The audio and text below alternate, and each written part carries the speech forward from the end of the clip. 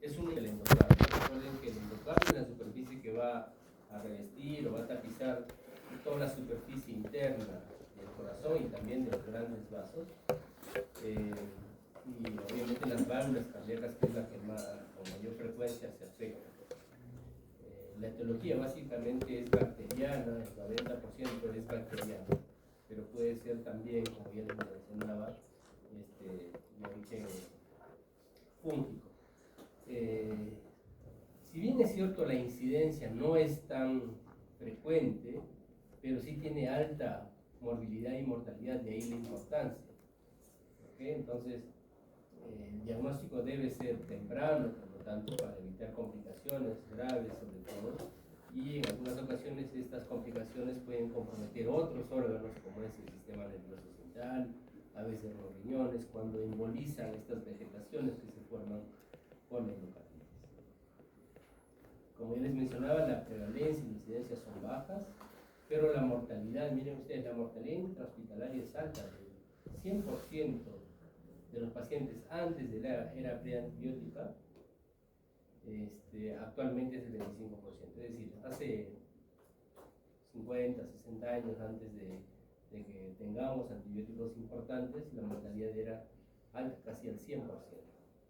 Actualmente con los antibióticos tenemos una mortalidad del 25%. ¿No? La mortalidad del año es más o menos entre 30 y 40%. ¿Cierto? Si bien es cierto, hospitalario la mortalidad es menor, pero al año estos pacientes pueden complicarse y llegar a morir casi hasta el 40% de los pacientes. ¿Cómo es que se inicia una endocarditis? Inicialmente lo que vamos a encontrar es una lesión previa, habitualmente, aunque no siempre. Hay una alteración estructural en la superficie del endocardio que puede ser, por ejemplo, valvulopatías reumáticas, pacientes que tienen ya una alteración estructural en las válvulas.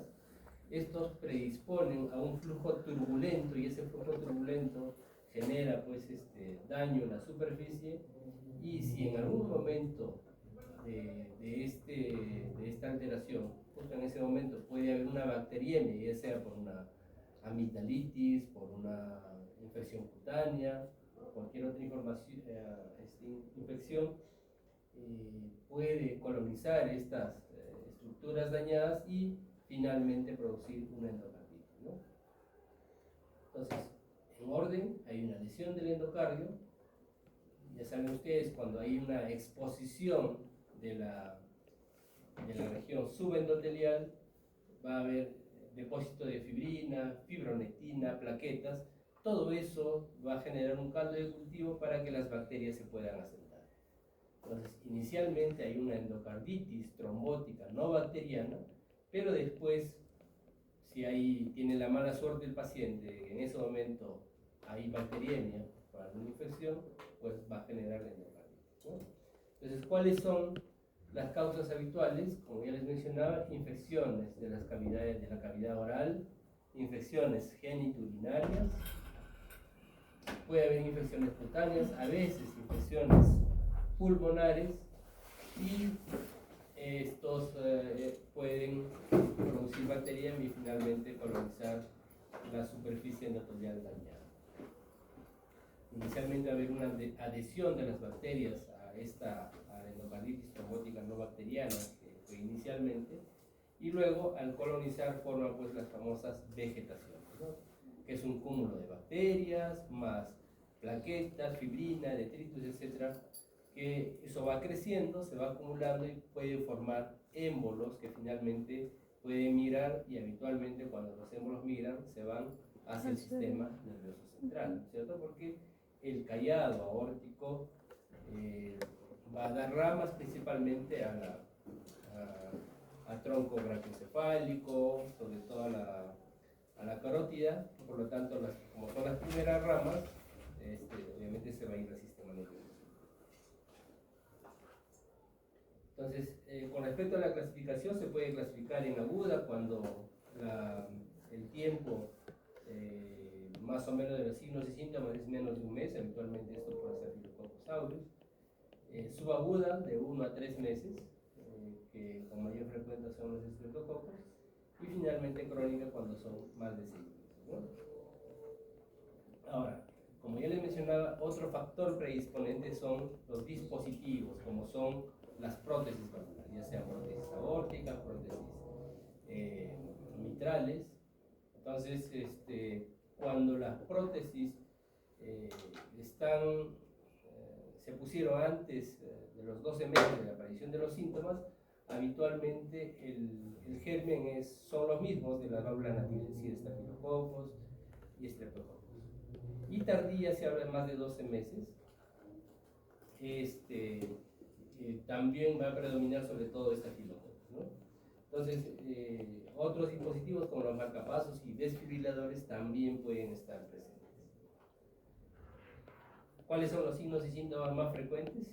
La fiebre, que se presenta casi el 90%. Si bien es cierto, esto es el síntoma más frecuente, pero es poco específico, porque recuerden que la fiebre puede ocasionarse por cualquier otro motivo, ¿no? ¿Qué más? Escalofríos, transpiración, embolias arteriales, manifestaciones neurológicas como trastorno del sensorio, la presencia de soplo cardíaco también es uno de los signos y síntomas frecuentes, hasta un 85%. La presencia de petequias, dedos hipocráticos, menos frecuentes, pero que también pueden observarse. ¿Qué otras manifestaciones ya un poco más específicas de estos son los nódulos de Olbers, ¿no? Que son lesiones nodulares, realmente pequeñas, de máximo 2 centímetros, que habitualmente son dolorosas y, como vemos acá, pueden aparecer en la región tenar e hipotenar de las manos. A ver acá, ¿no? Y como vemos acá, son bastante dolorosas. Lesiones de Hanneway son aquellas lesiones infiltrativas de bacterias y neutrófilos, sobre todo, un poco de hemorragia que se puede encontrar sobre todo en la planta de los pies.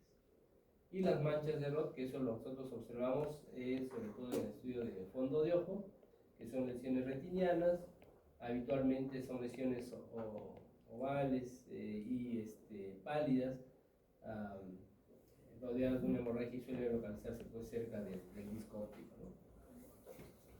Miren ustedes aquí los agentes causales,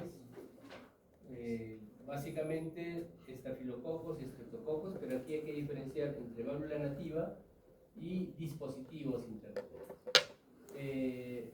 Entre las válvulas nativas, habitualmente, como vemos acá, van a predominar sobre todo los estafilococos a la cabeza, en todos los grupos, y también los estreptococos, los estafilococos coagulasa negativo, que también pueden estar presentes, y finalmente los estreptococos, que también, sobre todo los del grupo Viridans, que pueden estar presentes en las lesiones.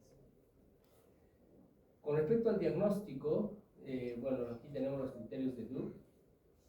Anteriormente teníamos criterios de Duke, sobre todo eran 3.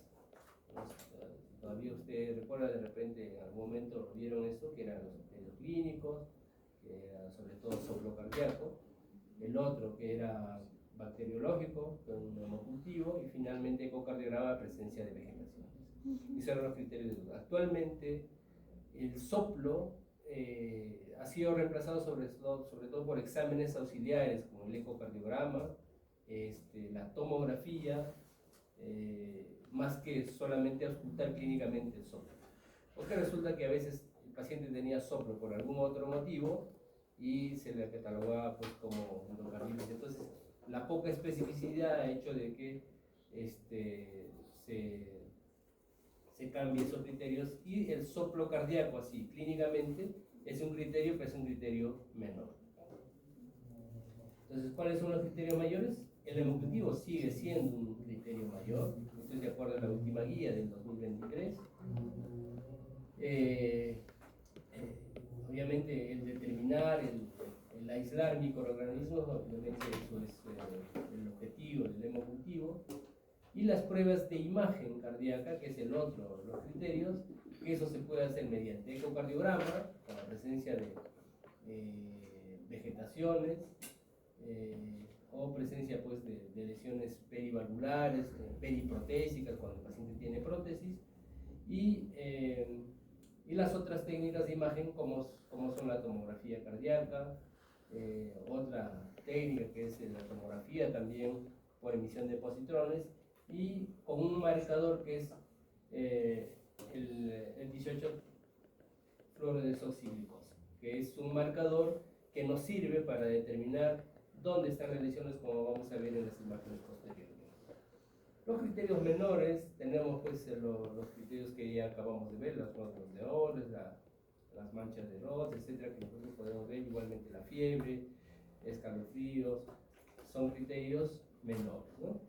Entonces, ¿cómo diagnosticamos? El diagnóstico definitivo es con dos criterios mayores o la presencia de un criterio mayor y por lo menos 3 criterios menores, o en su defecto 5 menores, ¿no? Si nosotros tenemos eso, tenemos el diagnóstico, una alta probabilidad de que sí sea una endocarditis infecciosa.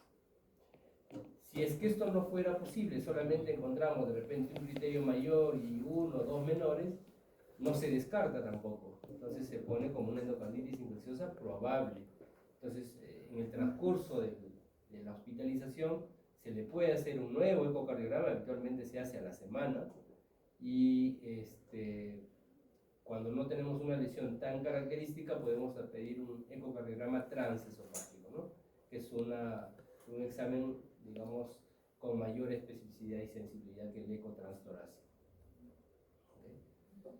Si no tuviera ningún otro criterios menores, se le hace un control en una semana y no tiene ninguna otra alteración, bueno, se descarta la endocarditis infecciosa y bueno, habrá que apuntar otra de las causas de la fiebre, sobre todo que el paciente hace, ¿no? Muy bien, entonces, como la endocarditis es una enfermedad que puede complicar varios órganos, entonces el tratamiento habitualmente, o el manejo, perdón, es multifactorial, desde el médico de familia, que considera el paciente, sobre todo en la comunidad, el médico internista, porque lo puede ver inicialmente, a veces es el que diagnostica, o lo refiere también a cardiología para hacer los exámenes auxiliares. Si el paciente hace complicaciones neurológicas, que echaremos mano pues al neurólogo, al neurocirujano, también a veces con complicaciones neurológicas. Entonces, lo más importante es prevención de la endocarditis infecciosa. Como sabemos, una de las causas más frecuentes son las infecciones que provienen de la cavidad oral. Por lo tanto, todo paciente o toda persona que se va a someter a algún procedimiento en la cavidad oral, por prevención siempre le dan, ¿qué cosa le dan? No te han ido a la doctora, amoxicilina, ¿no? Entonces siempre le dan su amoxicilina, que está bien, porque una de las complicaciones de la endocarditis, una de las complicaciones de los procedimientos de la cavidad oral son endocarditis, sobre todo si tiene algún factor de riesgo, ¿no? Por ejemplo, si el paciente tiene prótesis valvular, si el paciente tiene alguna cardiopatía congénita, donde hay alguna lesión, alguna alteración en las cavidades cardíacas, es un factor predisponente. Si el paciente ya tuvo previamente una endocarditis, con mayor razón, entonces es importante prevenir con antibiótico profilaxis, ¿no? ¿Por qué? Porque justamente la mortalidad es alta, ¿no? Y hasta 40% de los pacientes al año fallecen por endocarditis. ¿Okay? Entonces, igualmente, eso tener presente no solamente para los pacientes, sino para cada uno de nosotros. Entonces, a ver, vemos acá, esto es el equipo de endocarditis, como ya les mencionaba, es multidisciplinario, en la cual pues se ven varias especialidades, desde médico de familia, cardiología, neurología, neurocirugía, hematología, porque a veces pacientes pueden hacer complicaciones hemorrágicas también, etc. A ver, ¿cómo hacemos el diagnóstico? A ver, vamos a ver acá. Entonces, cuando nosotros sospechamos de endocarditis infecciosa, habitualmente pedimos hemocultivo, ¿no es cierto? Pedimos hemocultivo para ver si sale positivo o no. Entonces, una vez que sale, si el hemocultivo saliera positivo, el problema es el hemocultivo, que esto demora unos 5 días, ¿no es cierto? 5, a veces más.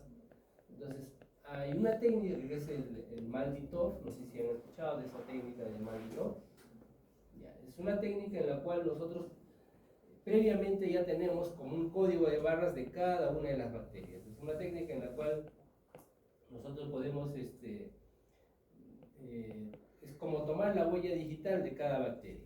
Entonces, la muestra de sangre se lleva al laboratorio, tenemos previamente la huella digital de cada una de las bacterias.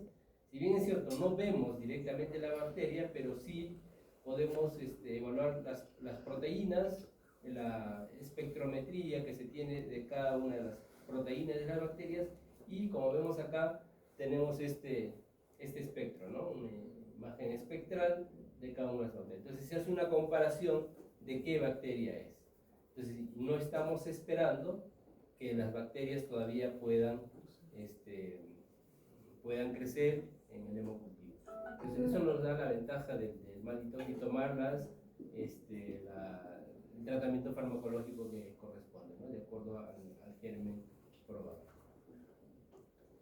Muy bien, entonces después de eso esperamos obviamente el hemocultivo posteriormente para confirmar, para ver que germen está creciendo, pero si el paciente tiene el hemocultivo positivo y luego le hacemos el ecocardiograma, tiene alguna vegetación, bueno, ya tenemos dos criterios mayores, ¿no? Y si por ahí de repente se le hace una tomografía y se ven con marcadores de 18 fluoruro de desoxirribosa también positivo, bueno, tenemos tres criterios mayores y con eso tenemos el diagnóstico. ¿Okay? Lo que pasa es que no todos los gérmenes a veces pueden ser identificados, entonces existen endocardititis bacterianas con hemocultivo negativo. Entonces, mientras salga negativo, a veces eso nos retrasa el tratamiento, el diagnóstico inicial y el tratamiento. En esos casos se puede hacer también proteína, el PCR, que es la reacción en cadena de polimerasa para poder determinar el tipo de bacteria y finalmente pues dar el tratamiento. En algunos casos, como son las bacterias, sobre todo gram positivas o negativas, hongos, pueden ser determinados y de acuerdo a eso dar el tratamiento. Si es que saliera negativo, ¿qué hacemos? Bueno, se puede hacer pruebas serológicas como anticuerpos antinucleares, anticuerpos antifosfolípidos, anticuerpos antiporcinos, que son una forma de endocarditis ya mucho menos frecuente, que es la última opción, digamos, por descarte, que puede haber una endocarditis por anticuerpos antinucleares. No es bacteriano, es por una enfermedad autoinmune, que es una endocarditis mucho menos frecuente, será del 0.5%, 0.2% de todos los pacientes, pero si todo te sale negativo habrá que apuntar por ese lado, ¿no? Pero es un diagnóstico de exclusión. Bueno, aquí tenemos las imágenes, como ya les mencionaba, por ejemplo, con los marcadores como 18 fluoruro de desoxirribosa, se ven con unas imágenes a nivel de las, sobre todo se utiliza para prótesis valvulares, donde hay un poco de dificultad para ver las imágenes, sobre todo por ecocardiograma. Entonces, en esos casos se echa mano pues al examen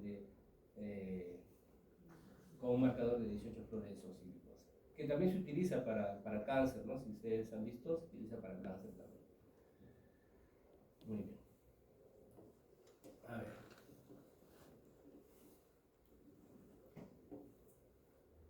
Es importante, como ya les mencionaba, las válvulas protésicas, las prótesis valvulares, sobre todo las mecánicas, las biológicas también. Obviamente hay suturas, ¿no? Hay suturas entre el tejido biológico y las prótesis valvulares. Eso, las suturas, también predispone a una colonización por las bacterias, de manera que esto es una de las causas más frecuentes de endocarditis también, prótesis valvulares. Entonces, aquí tenemos una prótesis valvular aórtica, y estas imágenes como imágenes incandescentes que nosotros vemos acá, son las imágenes que se ven en la tomografía con el marcador de 18 fluoruro de desoxirribosa. Entonces, estos marcadores nos permiten observar la inflamación y la presencia, a veces, vegetaciones que no se pueden observar por el ecocardiograma cuando son pequeños, sobre todo, y cuando hay prótesis. Lo que pasa es que en el ecocardiograma, como todo es por ultrasonografía y hay un material metálico como son las prótesis, el eco rebota y no se puede observar adecuadamente. Entonces para eso nos sirve esta técnica de 18 flores oxígenas.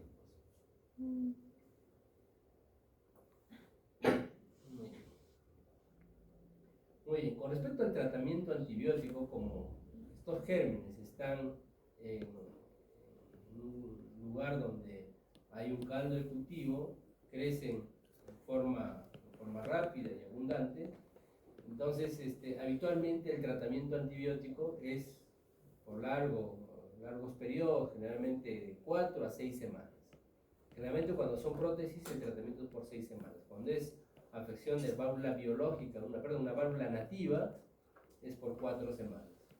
Pero en algunos casos, sobre todo en válvulas nativas, donde ya el riesgo es bajo, el paciente no está complicado, no hay inestabilidad hemodinámica, podría recibir un tratamiento oral, cosa que antes no había, antes de esta guía, por ejemplo, gracias a un estudio que se comparó la vía oral versus el tratamiento endovenoso, se puede dar tratamiento antibiótico por vía oral, pero en casos seleccionados de pacientes, como ya les mencionaba, que tengan válvula nativa, que no esté complicada hemodinámicamente y con monitoreo constante, obviamente, ¿no? Entonces, en ese tipo de pacientes se puede dar tratamiento por vía oral e incluso en su domicilio.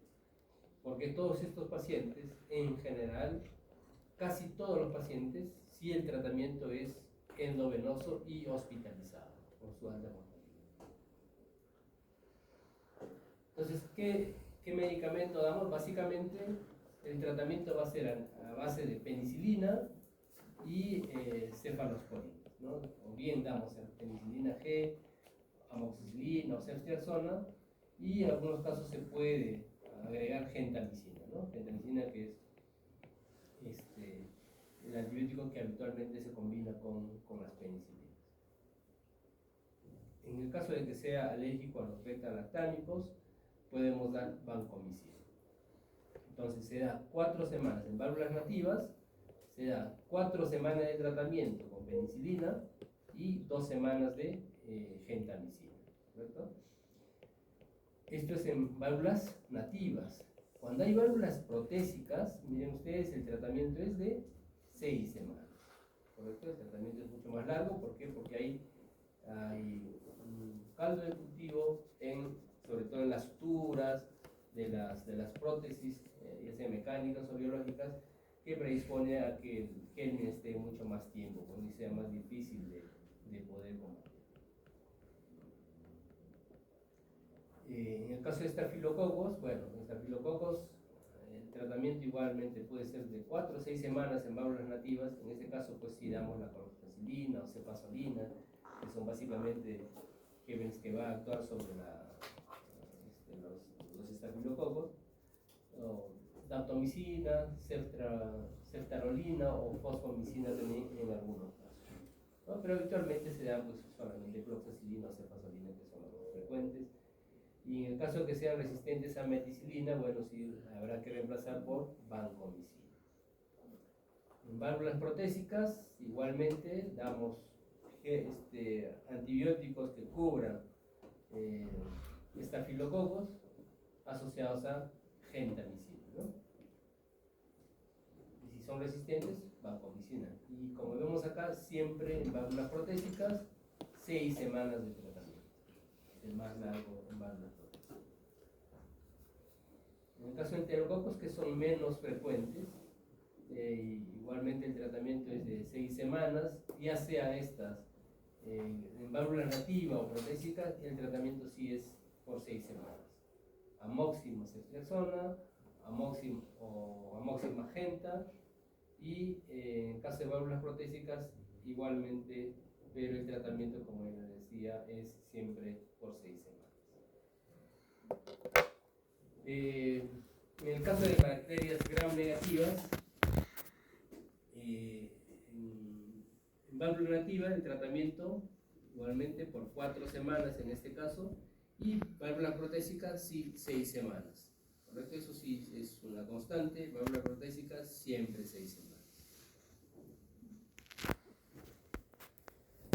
evaluar la estabilidad clínica del paciente, como ya les mencionaba. Si el paciente en algún momento se le da el tratamiento vía oral, digamos, para la casa, constantemente debe estar siendo evaluado este paciente, porque podría complicarse, sobre todo cuando el paciente tiene una vegetación importante y emboliza. Entonces, en ese tipo de pacientes, sí, pues el tratamiento es incluso de emergencia. Cuando el paciente, por ejemplo, cursa con insuficiencia cardíaca, shock cardiogénico, la operación tiene que ser inmediata. Entonces, aquí tenemos criterios de cirugía. ¿Cuándo indicamos cirugía? En tres situaciones. Cuando el paciente tiene insuficiencia cardíaca, cuando tiene una infección no controlada y cuando el paciente está haciendo embolia en forma repetida. ¿Okay? Esos son tres criterios para cirugía. Entonces, ¿qué se hace? Se abre, se apertura el corazón, y obviamente con circulación extracorpórea, y lo que se hace es sacar la vegetación, ¿no? Se extrae, se estirpa la vegetación y se continúa con tratamiento antibiótico. ¿Okay? Entonces, sobre todo eso sucede cuando las vegetaciones tienen más de 1 centímetro de diámetro, es un criterio para cirugía. Si el paciente a veces puede complicarse con una insuficiencia valvular, y eso genera falla cardíaca aguda, shock cardiogénico, también en esa situación el paciente tiene que operarse. ¿Okay? ¿En qué otros casos? Cuando el paciente está con tratamiento antibiótico, con todo el esquema que hemos visto ahora, se le hace cultivos nuevamente y sigue saliendo cultivo positivo sigue con sintomático. Bueno, habrá que echar mano a la cirugía para poder extraer esa vegetación, porque en forma, digamos, con medicamentos, con antibióticos, no se está resolviendo ese problema. Sigue la colonización por bacterias, y mientras no se saque esa vegetación que tiene, no se va a resolver el problema. ¿Bien? La otra indicación es si el paciente hace embolizaciones, ¿no es cierto? Decía, si el paciente sigue embolizando a pesar del tratamiento antibiótico,